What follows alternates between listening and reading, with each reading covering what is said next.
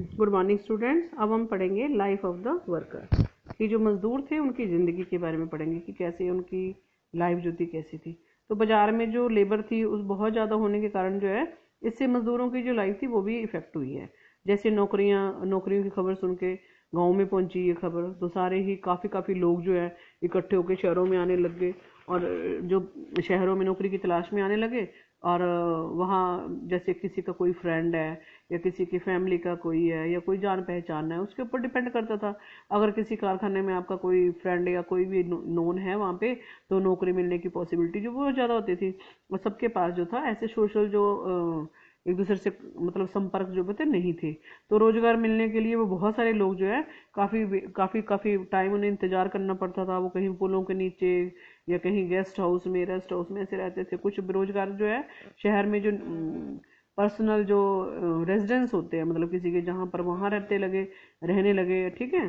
तो इससे जो है बहुत सारे जो है उद्योगों में लोग सीजनली काम की वजह से जो है काम जो लेबर थी उसके बीच जो था बीच बीच में क्या करते थे, बहुत समय तक उनको खाली रहना पड़ता था। काम का सीजन जो शुरू हो जाता था उसके पास उनके दोबारा सड़क पे आ जाते थे वो लोग।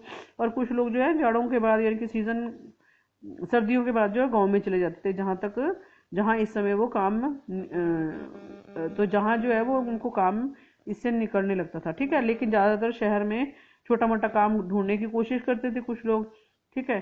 तो इसलिए जो है उस समय उनका इतना ज़्यादा मतलब ऐसा हाल थी उनकी लाइफ का। तो 19वीं सेंचुरी के जो शुरू में उनका जो बेजेस थे वो उनमें थोड़ा सा सुधार आया, लेकिन जो है उनकी मज़दूरों की हालत जो थी वो मतलब अच्छी नहीं थी। और अगर देखा जाए तो जो उनके जो मतलब अलग अलग जो बिजनेस थे या काम करते थे उनके बीच जो है बहुत ज़्यादा फर्क और साल काफ़ी लग जाते थे, ठीक है। तो अब जो है तो इनकी जो मज़दूरों की जो आमदनी थी वो भी सिर्फ अब वेतन पर ही डिपेंड नहीं होती थी, रोजगार की अवधि भी बहुत ज़्यादा महत्वपूर्ण थी।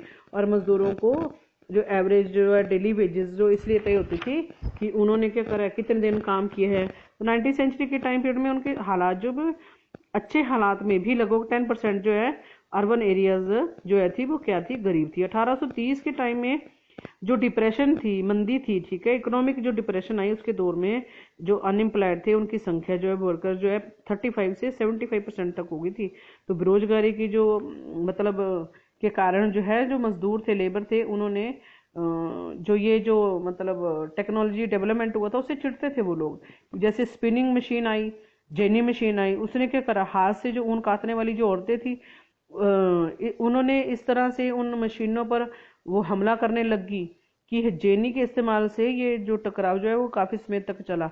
1840 के टाइम पीरियड में शहरों में जो अगर निर्माण था बहुत तेज़ी से हुआ, लोगों के लिए जो है बहुत ज़्यादा एम्प्लॉयमेंट के अवसर हुए, सड़कें चौड़ी किया गया, रेलवे स्टेशन ने रेलवे लाइनें बिछाई गई, सुरंगें बनाई गई और सीवेज के पाइप निकाले गए, सीवर के नदियों के लिए वो पोर्ट बनाए गए। तो इससे जो है लोगों को काफ़ी जो है रोजगार मिला। और अगले जो है इन 80-40 के टाइम पीरियड में जो थे काम जो है दुगना तिगना, और 30 सालों में ये फिर से जो है बहुत ज़्यादा काम उनका हो गया, ठीक है। तो नेक्स्ट है आपका जो कॉलोनिज्म था, उसमें जो था इंडस्ट्रियलाइजेशन, ठीक है। इंडस्ट्रियलाइजेशन इन कॉलोनिज्म, ठीक है। तो इसमें जो है सबसे पहले जो है कैसे है ये करा, तो हम इस बात पे देखेंगे कि जो कॉलोनीज थी उनका इंडस्ट्रियलाइजेशन जो है कैसे हुआ। तो कारखाने यानी कि उद्योग के साथ साथ जो है जो नॉन मशीनी जो एरिया था उस पर भी हमें ध्यान देना पड़ेगा इसमें, ठीक है। तो जो हमारा नेक्स्ट है इसमें कि भारतीय कपड़े का युग, ठीक है, कि इंडियन जो क्लोथ था उसका the age of Indian cloth, ठीक है। तो जो मशीनी उद्योग थे उसके पहले जो है इंटरनेशनल कपड़ा जो है बाजार में भारत के जो रेशमी और जो कॉटन प्रोडक्ट थे वही बहुत ज़्यादा रहते थे। बहुत सारे देशों में मोटा कपास था, ठीक है, और लेकिन भारत में जो ये जो क्वालिटी थी इसकी वो बहुत बढ़िया थी। तो इसमें जो है सौदागर जो थे, जो बिजनेसमैन थे, पंजाब से अफगानिस्तान, पूर्व ईस्टर्न फारस, मध्य एशिया, मिडल एशिया के रास्ते जो है यहाँ से चीज़ें जो है लेके चले जाते थे। यहाँ से जो बने हुए कपड़े थे उनका जो थान था और जो ऊँट थे उनकी पीठ पे लाद के जो वो काफ़ी जो है एरिया जो है वो पार कर लेते थे, ठीक है। और जो है कॉलोनिज्म जो बंदरगाहें थी, ठीक है, उसमें जो है ये जो है समुद्री व्यापार जो है ठीक है फलता फूलता रहा।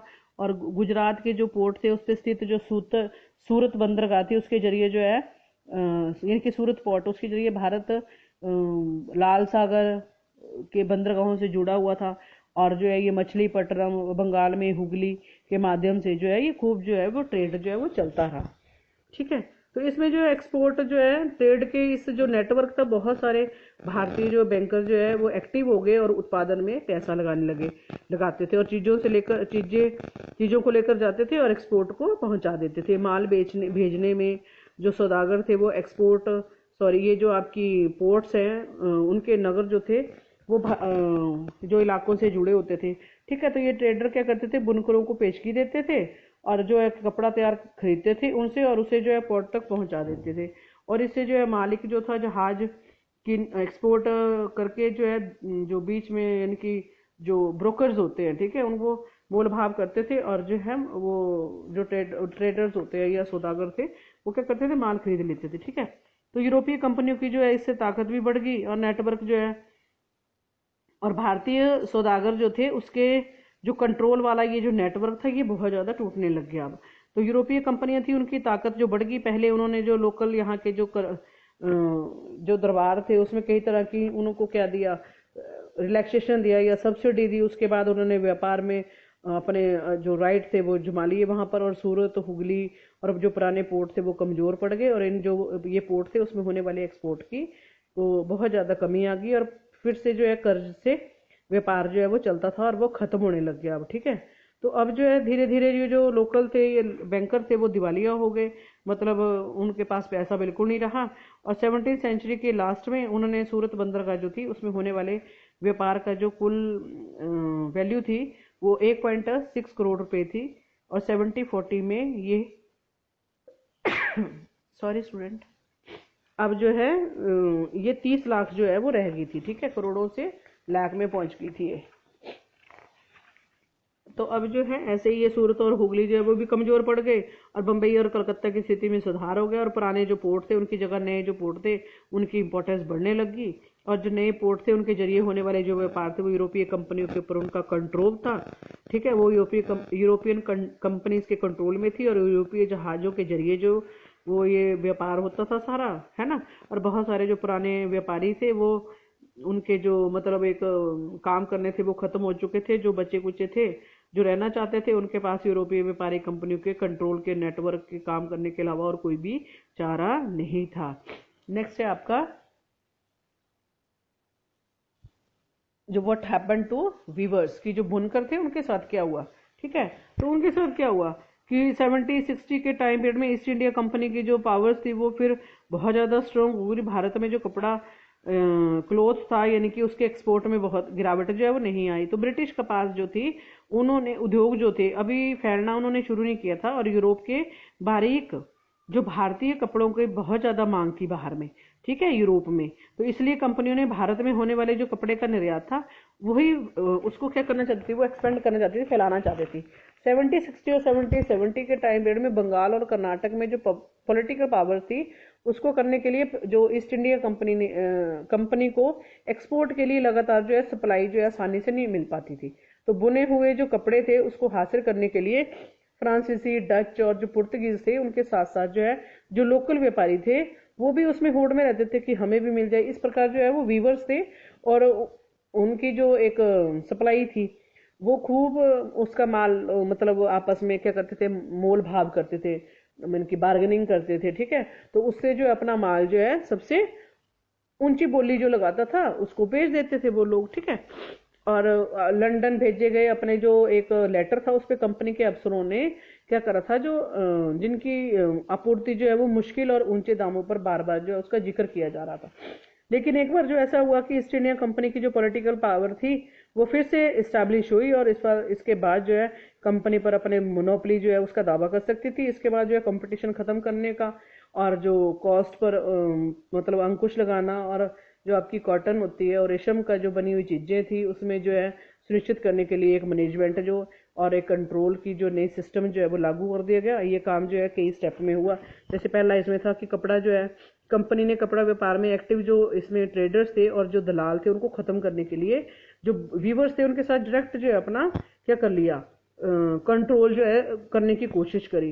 कंपनियों ने बुनकर के पर निगरानी रखने के लिए, माल इकट्ठा करने के लिए और कपड़ों की जो क्वालिटी है उसकी जांच करने के लिए जो है एक गुमाश्ता जो है एक अपॉइंट किया कर्मचारी, ठीक है, गुमाश्ता। वो क्या करता था, सेकंड था इसमें कि कंपनी को माल बेचने और बुनकर जो थे, वीवर्स थे, उनके जो खरीदार थे उनके साथ जो है कारोबारी पर क्या लगा दिया गया, पाबंदी लगा गई। इसके ऊपर पेशगी की रकम दी जाती थी, उनको पैसे दिए जाते थे।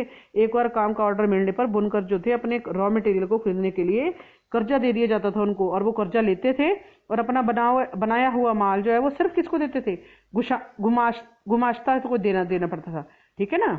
और वह किसी व्यापारी को ऐसा नहीं, डायरेक्ट नहीं बेच सकते थे, बीच में एक जैसे एक ब्रोकर होता है ना, बीच में इन्होंने एक अपॉइंट कर दिया था, उसको पैसे दिए जाते थे, सैलरी दी जाती थी, उसी से मोल भाव होता था और वो किसी को भी अपना जो बनाया हुआ माल है उसको फिर बेच नहीं सकते थे। जैसे जैसे कर्जे मिलते गए और कपड़ा जो था, जो फाइन क्वालिटी का कपड़ा था, उसकी डिमांड बढ़ने लगी और ज़्यादा कमाई की आस में लोग जो है अपनी जो ये जो वीवर्स थे अपनी जो पैसे मिलने थे उसको एक्सेप्ट करने लगे। और बहुत सारे जो वीवर्स थे उनके पास ज़मीन के छोटे छोटे टुकड़े होते थे जिस पर खेती करते थे और अपने परिवार की ज़रूरतों को पूरी कर लेते थे। अब ये ज़मीन के जो भाड़े पर जो था, इनकी रेंट पर देकर जो है पूरा समय जो है वो क्या करने लगे, ज़मीन को रेंट पर देने लग गए और पूरा समय जो क्या वीविंग करने लग गए और पूरा परिवार अब यही काम करने लग गया। बच्चे औरतें सारे कुछ ना कुछ जो है वो करते रहते थे। लेकिन ऐसा हुआ जल्दी ही बहुत सारे जो वीवर्स थे गाँव में बुनकरों और जो गुमाश्ता थे उनके बीच जो है वो टकराव होने लग गया और इससे जो है सौदागर अक्सर जो है बुनकर और गाँव में ही रहते थे और बुनकरों के भी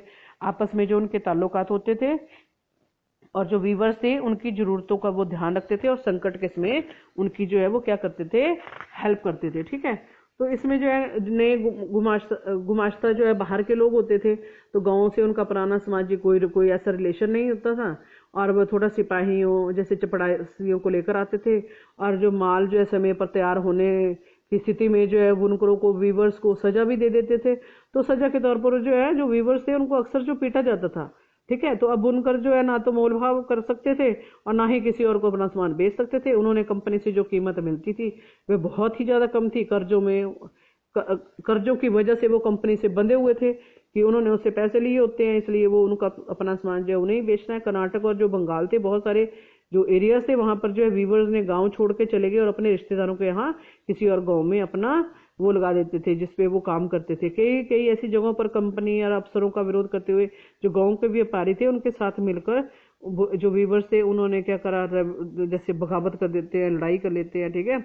और कुछ समय बाद जो है बहुत सारे बुनकर जो है कर्जा लौटाने से इनकार करने लग गए और उन्होंने अपने जो है जो काम करने के वीविंग इंस्ट्रूमेंट थे उनको बेच दिया या बंद कर दिया और खेतों में फिर से मजदूरी करने लग गए, ठीक है। अब अगला है आपका मैनचेस्टर कम्स टू इंडिया, कि जो है भारत में मैनचेस्टर का आना, कि कैसे आए वो लोग, ठीक है। तो 1772 में ईस्ट इंडिया कंपनी के अफसर जो हेनरी पुतुलो थी, उन्होंने कहा कि भारतीय कपड़े की मांग जो है उसमें कभी कम नहीं हो सकती, क्योंकि दुनिया के कोई भी और देश जो है इससे अच्छा क्वालिटी जो है वो नहीं मिलती है। लेकिन हम देखते हैं कि 19वीं सेंचुरी के जो शुरुआत में भारत में जो कपड़ा था उसकी एक्सपोर्ट की जो क्वालिटी थी उसमें मतलब कमी आने लगी थी और लंबे समय तक ये ऐसा ही जारी रहा। 1811 में 1811 और 1812 में जो कॉटन जो माल था उसका पार्ट जो है कुछ एक्सपोर्ट का 33% था, लेकिन अब ये सिर्फ कितना रह गया था, 3% रह गया था। तो ऐसा क्यों हुआ, ठीक है। तो ऐसा इसलिए जब इंग्लैंड के जो कॉटन जो इंडस्ट्री थी वो डेवलप हुई तो वहाँ के जो इंडस्ट्रियलिस्ट थे दूसरे देशों से आने वाले इंपोर्ट को लेकर बहुत ज़्यादा परेशान थे, मतलब उनको परेशानी दिखने लगी। तो उन्होंने सरकार पर प्रेशर डाला कि जो इंपोर्ट कपड़ा है उसके ऊपर जो है इनके टैरिफ जो है, ठीक है, उससे वसूल करे और जिससे जो है मैनचेस्टर में बने कपड़े बाहरी कंपटीशन के बिना इंग्लैंड में आराम से बिक सके। और दूसरी तरफ जो था ईस्ट इंडिया कंपनी पर प्रेशर डाला गया कि ब्रिटिश कपड़ों को भारतीय बाजारों में ही बेचा जाए। और 19वीं सेंचुरी की शुरुआत में ब्रिटेन के जो कॉटन प्रोडक्ट थे, ठीक है ना, जो मतलब क्लॉथ प्रोडक्ट थे जो भी, उसके एक्सपोर्ट में बहुत ज़्यादा मतलब इन्होंने नाटक सा करा कि उसमें ज़्यादा इंक्रीज हो गया वो। तो 18वीं सेंचुरी के टाइम पीरियड में या एंड में उसमें भारत के जो एक्सपोर्ट प्रोडक्ट थे उसमें ना के बराबर जो है वो एक्सपोर्ट होता था। और 1850 तक आते आते जो कॉटन का इंपोर्ट था यानी कि भारतीय इंपोर्ट था वो 31% जो है वो सिर्फ रह चुका था वो, और 80-70 तक ये 50% के ऊपर चला गया। ठीक है, इस प्रकार जो है भारत में जो कपड़ा जो वीवर्स थे उनके स्थान पर एक साथ जो है दो समस्याएं थी। उनका जो है एक्सपोर्ट जो बाजार था वो खत्म हो रहा था, और जो लोकल बाजार था वो स्क्वीज हो रहा था, इनकी कम हो रहा था। तो स्थानीय जो लोकल बाजार में जो मैनचेस्टर के जो इम्पोर्टेड यानी कि जो सामान होता था उसकी बहुत ज़्यादा वो होड़ लगी हुई थी लोगों में। कम जो कॉस्ट पर जो है मशीनों से बढ़ने वाले जो सामान था यानी कि कपास था इतने सस्ते होते थे कि वीवर्स उनका मुकाबला नहीं कर सकते थे। और 1815 के टाइम पीरियड में देश का ज़्यादातर जो वीवर्स था उसमें जो है बहुत ज़्यादा मतलब कमी आई और लोग जो है वे बेकार हो गए। ठीक है, तो 1816 में जो बुनकर थे वीवर थे उनके सामने जो है बहुत नई समस्या एक और आई कि उन्हें अच्छी जो है कॉटन नहीं मिल रही थी। जब अमेरिका का ये इनका युद्ध हुआ शुरू हो गया तो अमेरिका में जो कपास की जो आना था वो बंद हो गया। ठीक है, तो ब्रिटेन में भारत से कच्चा माल जो है मांगने लगा और भारत से कच्चे कपास के बदले जो है इतनी इंक्रीज हुई कि उनकी कीमतें जो है आसमान छूने लगी।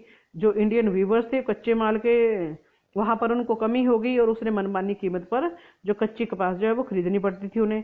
ठीक है, तो ऐसे टाइम पीरियड में जो वीवर्स थे उनके सारे जो थे मतलब उनके सहारे जो है उनका मुश्किल होता था वीवर्स को। ठीक है, तो अपना गुजारा नहीं कर पा रहे थे वो। 19वीं सदी में यानी कि 19th सेंचुरी के एंड में जो वीवर्स थे और जो कारीगर थे उनके सामने एक और समस्या आई कि जब अब जो है भारतीय जो कारखाने थे उनमें प्रोडक्शन होने लगा और बाजार में मशीनों से बनी चीजों से भर गया था वो। ऐसे में वीवर्स उद्योग जो है किस प्रकार जो है वो कायम रहते, क्योंकि जो मशीनों से बनी हुई चीजें जो थी वो सस्ती थी। ठीक है, और हाथ से बनी हुई चीजें थोड़ी महंगी थी। तो इस कारण जो है वीवर्स को बहुत सारी प्रॉब्लमों का सामना करना पड़ा। तो थैंक यू क्लास।